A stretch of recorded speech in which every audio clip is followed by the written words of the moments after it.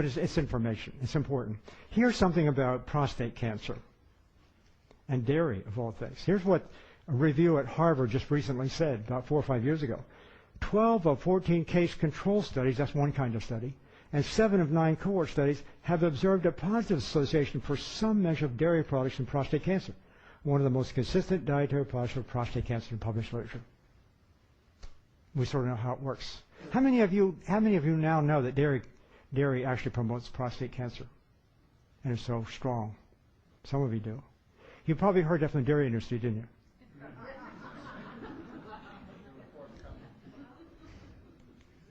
Here's a relationship between milk consumption and breast cancer. It doesn't prove that milk consumption causes breast cancer, but I can tell you there's a lot of background information here that leads us down that path.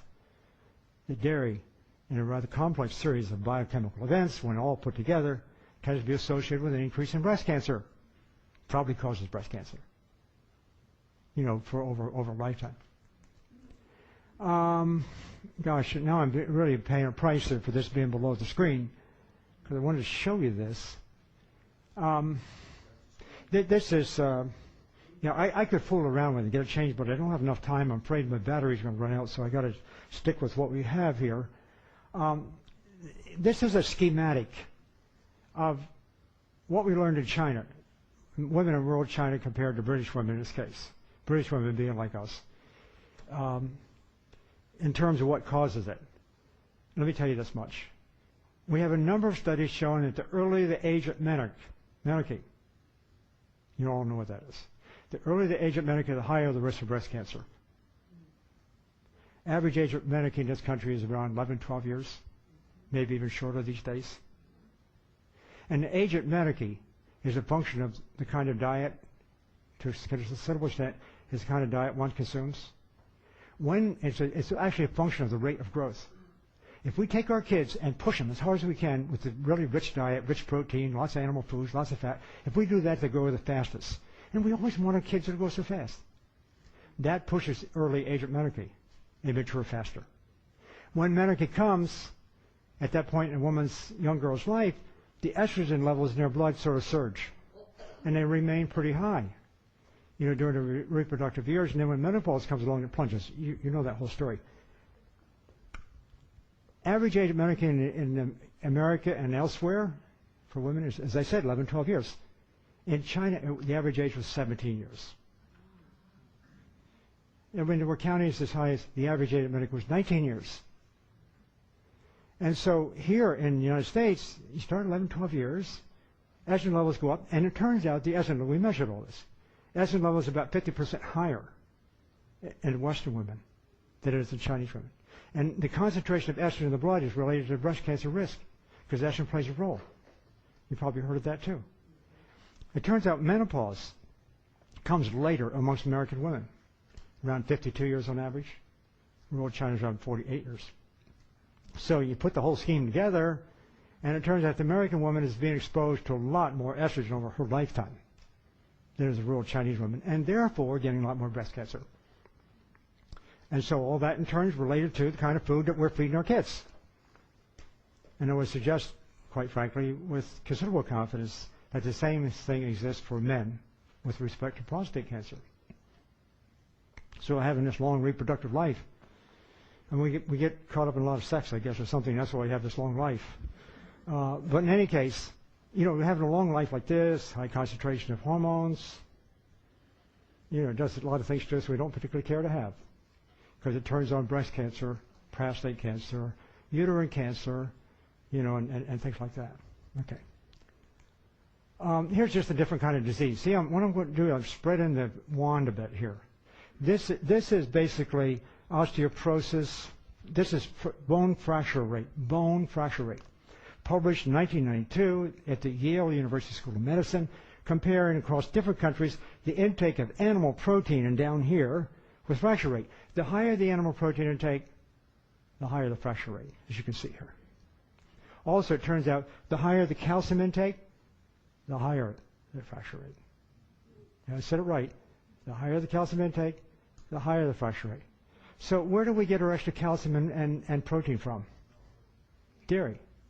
So if I plot dairy down along here and look at osteoporosis, the higher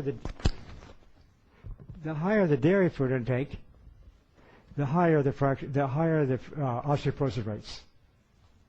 Again, something you've heard from the dairy industry, I'm sure. We know a lot about how that works, by the way. We really do. Dairy's got protein in it, animal protein. Other kinds of animal protein does this too. It gets in our body, creates sort of a metabolic acidosis kind of condition. Our body doesn't like that. It tries to neutralize it. It pulls the calcium out of our bones, sort of neutralizes it, and we excrete the calcium, damage our bones. So we're getting that story pretty straight. And I think there's a lot of other information too to support that idea. Here's my favorite study. How many of you have heard of Dr. Esselstyn? Fair number, but not too many. Dr. Esselstyn, very renowned surgeon, one of the top 100 doctors in the country. He was a heart surgeon, longtime surgeon at Cleveland Clinic. Recently retired. He's since become a good friend of mine. A humble surgeon, kind of an oxymoron in a sense. But he basically came from a very distinguished, famous medical family and decided to test the effect of diet on men, mostly, 1 woman and 17 men, to test the ability of diet to do something with heart disease patients. He had gotten to a point where he thought that surgery wasn't doing it. Relieving some pain, yeah, but in terms of actually curing disease, no. So what he did, he took these heart patients and put them on an all plant-based diet, low in fat. About the same as we were learning from the China study. And we didn't know each other at the time.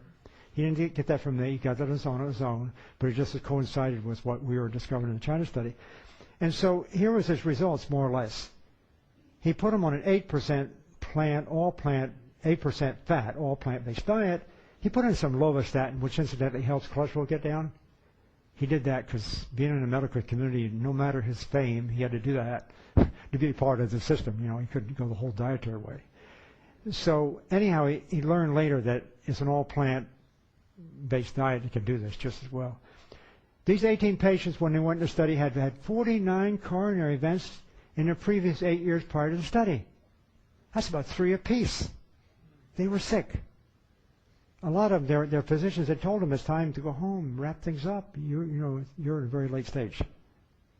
They were in a bad way. He puts them on this diet. 20 years later, they go from 49 coronary events to 0 over the next 20 years. I dare say, I don't think anybody can think of a study more dramatic and more provocative and in many ways more exciting than that. I mean, he's using diet to cure heart disease.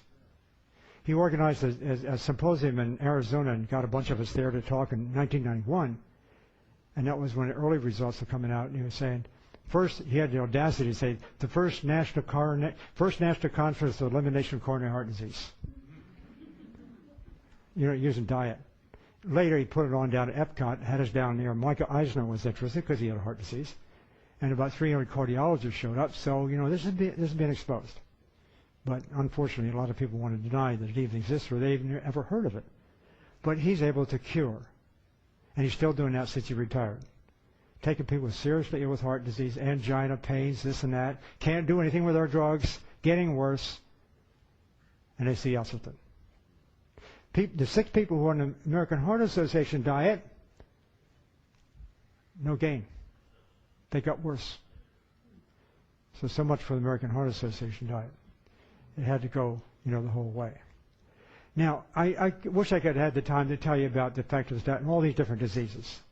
It's really amazing that a lot of this information is very, very old, just ignored.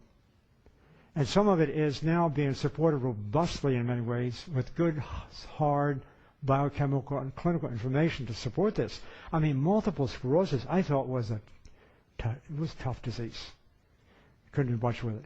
In reality, diet has a major effect on that, as been shown by a very famous researcher at the University of Oregon Medical Center, Dr. Roy Swank, where he basically can take diet and almost stop that in its tracks. I've gone around the country over the last year or so, and I've had at least a half a dozen or, 7 or 8, people who have been in the audience who've had multiple sclerosis and have learned already. Well, a couple of them didn't. They were here for the first time. But they had learned already they could stop multiple sclerosis symptoms by going on this kind of diet.